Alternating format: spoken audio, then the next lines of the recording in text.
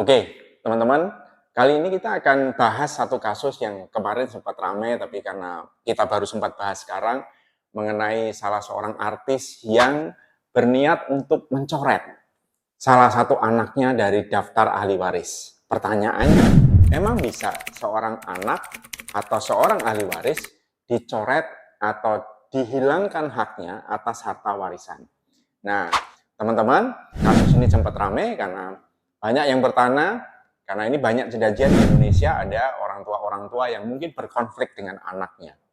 Nah, kita akan bahas mengenai pencoretan atau penghilangan hak para ahli waris oleh pewarisnya. Oke, yuk simak video ini. Kalau kita bicara soal penghilangan hak seorang ahli waris oleh pewaris, maka sebenarnya ada dua cara gitu ya. Yang pertama adalah pengecualian ahli waris dan pemecatan ahli waris. Kita akan bicara dari pengecualian ahli waris. Jadi tidak semua ahli waris, baik ahli waris ep intestato yang terjadi karena hubungan perkawinan dan darah, maupun ep testamento yang terjadi karena adanya testamen atau wasiat, itu menurut undang-undang berhak mewarisi harta peninggalan pewaris. Ya, jadi kalau kita pernah kenal ada namanya hak saisin, hak seorang ahli waris untuk bisa mendapatkan warisan tanpa harus diminta, tapi ternyata tidak semua ahli waris juga bisa berhak mewarisi harta peninggalan pewaris. Nah, dalam sistem hukum waris barat yang kita anut, ya, hukum negara yang berdasarkan KUH Perdata, dikenal adanya orang-orang yang tidak pantas menjadi ahli waris. Atau istilahnya dalam undang-undang ada disebut sebagai onwardih. Siapa saja sih sebenarnya yang termasuk dalam kategori onwardih atau orang-orang yang dikecualikan sebagai ahli waris menurut ketentuan pasal 838 KUH Perdata yang dianggap tidak patut menjadi ahli waris dan karenanya tidak berhak untuk mewaris. Jadi dikecualikan, maka dia tidak berhak untuk mewaris. Itu ada empat. Ada empat kategori orang yang dikecualikan, ahli waris yang dikecualikan. Pertama adalah orang yang dihukum karena dipersalahkan telah membunuh pewaris. Jadi ada anak membunuh orang tuanya misalnya, atau sebaliknya. Maka anak-anak seperti ini, walaupun dia sudah mendapatkan keringanan hukuman atau gerasi, dia tetap masuk dalam kategori onwardih, atau orang-orang yang tidak berhak untuk mewaris. Yang kedua, orang yang dengan keputusan hakim dipersalahkan memfitnah pewaris dengan hukuman 5 tahun penjara atau lebih berat. Ya, jadi memfitnah bapaknya atau memfitnah ibunya sehingga dia terbukti dan dipenjara 5 tahun atau lebih, itu juga masuk dalam kategori onwardih. Nomor 3, yang karena dengan kekerasan dan perbuatannya mencegah pewaris membuat atau mencabut wasiatnya. Jadi misalnya mengancam bapaknya untuk segera membuat surat wasiat dengan tujuan dia bisa mendapatkan semua harta dari bapaknya. Atau justru sebaliknya, bapaknya sudah membuat surat wasiat dan dia mungkin tahu isi surat wasiatnya dan memaksa bapaknya mencabut surat wasiatnya. Itu juga masuk dalam kategori onwardih, orang yang tidak berhak mewaris. Dan nomor 4 adalah mereka yang telah menggelapkan, merusak atau memalsukan surat wasiat dari pewaris. Jadi surat wasiat sudah dibuat oleh bapaknya tapi digelapkan, dirusak, yang membuat surat wasiat itu menjadi tidak berlaku atau tidak bisa dibacakan, atau memalsukan. Itu juga masuk dalam kategori onwardih atau orang-orang yang tidak berhak mewaris. Nah, orang-orang yang masuk dalam kategori onwardih ini yang sudah terlanjur menerima warisan, jadi misalnya nih ada seorang ahli waris membunuh si pewaris, tapi mungkin baru ketahuan beberapa tahun kemudian dan baru diadili beberapa tahun kemudian dalam kondisi dia sudah menerima warisan dari pewaris yang dia bunuh, gitu ya. Dan dia baru dihukum beberapa tahun kemudian. Bila kondisinya seperti itu, dia sudah terlanjur menerima harta warisannya, pasal 839 KUH Perdata bilang bahwa onwardih wajib mengembalikan seluruh harta waris yang telah diterimanya. Jadi tidak berarti kalau perbuatannya diketahuinya belakangan dalam kondisi dia sudah menerima warisan, itu warisan dia bisa miliki. Warisannya harus dikembalikan. Nah, bagaimana halnya kedudukan onwardih ini kalau misalnya dia akan digantikan oleh anaknya. Jadi misalnya nih seorang onwardih dia punya keturunan.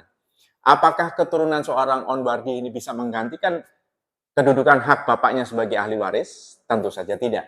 Ya, jadi menurut pasal 847 KUH Perdata, seorang onwardi sepanjang dia masih hidup, kedudukannya tidak bisa digantikan oleh anak dan keturunannya. Lain halnya kalau onwardi ini sudah meninggal dunia, kedudukannya bisa digantikan oleh anak dan keturunannya. Sehingga anak dan keturunan pada dasarnya tidak mewarisi kesalahan orang tuanya. Ya. Plus seorang anak, seorang ahli waris yang kehilangan hak warisnya tadi karena sebagai onwardi itu juga akan kehilangan legitimate porsinya. Jadi dia sama sekali tidak akan bisa menerima harta warisan dari pewaris. Itu onwardi. Nah, bagaimana halnya dengan kasus yang terjadi dengan artis yang tadi akan kita bahas, di mana dia anaknya itu tidak melakukan satu dari 4 yang tadi sudah diatur di dalam KUH Perdata, yang membuat dia bisa dihilangkan hak warisnya. Bagaimana kalau kejadiannya ternyata anaknya ini hanya misalnya durhaka kepada orang tuanya? Ya kan, kalau kita baca beritanya, si artis ini merasa anaknya nggak mau nurut dan dianggap anak ini durhaka. Apa yang terjadi? Yang terjadi adalah kejadian yang kedua, yaitu pemecatan ahli waris. Nah, berbeda dengan onwardi yang nyata-nyata dicoret sebagai ahli waris, ya karena melakukan satu di antara 4 perbuatan tadi. Di dalam kasus dipecat sebagai ahli waris, itu istilahnya bukan onwardi, tetapi onturf. Ya, jadi agak berbeda. Ada onwardi, ada onturf. Contoh kasus onturf adalah ketika misalnya seorang anak dinyatakan durhaka oleh orang tuanya.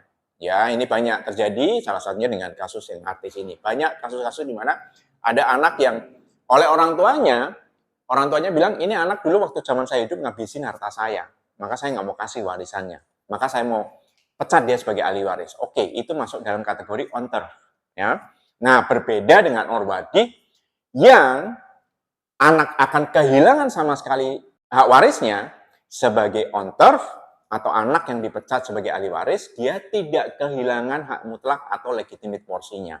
Sesuai yang diatur di dalam pasal 913 sampai 914 KUH Perdata. Nah, jadi perbedaannya adalah onwardi kehilangan sama sekali haknya, tetapi kalau onturf sekedar dipecat, seperti kasus anak artis tersebut, itu dia tidak kehilangan sama sekali. Dia masih punya legitimate porsi. Bagaimana legitimate porsi? Nanti kita akan bahas lebih lanjut.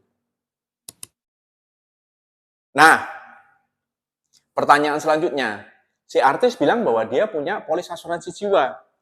Dia sudah menyatakan untuk memecat anaknya sebagai ahli waris. Bagaimana dengan nasib anaknya bila dihadapkan dengan manfaat polis asuransi jiwa yang dimiliki oleh artis tersebut? Yang harus saya sampaikan pertama adalah polis asuransi jiwa tidak mengatur hak waris.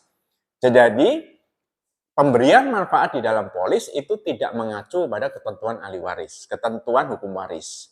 Di mana misalnya ada seorang istri bisa diberi manfaat santunan uang pertanggungan asuransi jiwa itu 100%. Yang di dalam hukum waris tidak dimungkinkan. Ya. Sehingga karena polis asuransi jiwa tidak mengatur tentang hak waris, penerima manfaat santunan uang pertanggungan asuransi jiwa bukan disebut sebagai ahli waris. Ya, ini yang suka salah kaprah. Para penerima manfaat itu disebut sebagai beneficiary atau penerima manfaat, bukan ahli waris. Polis asuransi jiwa adalah perjanjian antara tertanggung yang dalam situasi tertentu diwakili oleh pemegang polis, misalnya karena dia masih di bawah umur, yang membuat dia belum bisa membuat atau memiliki kedewasaan untuk membuat perjanjian dengan penanggung.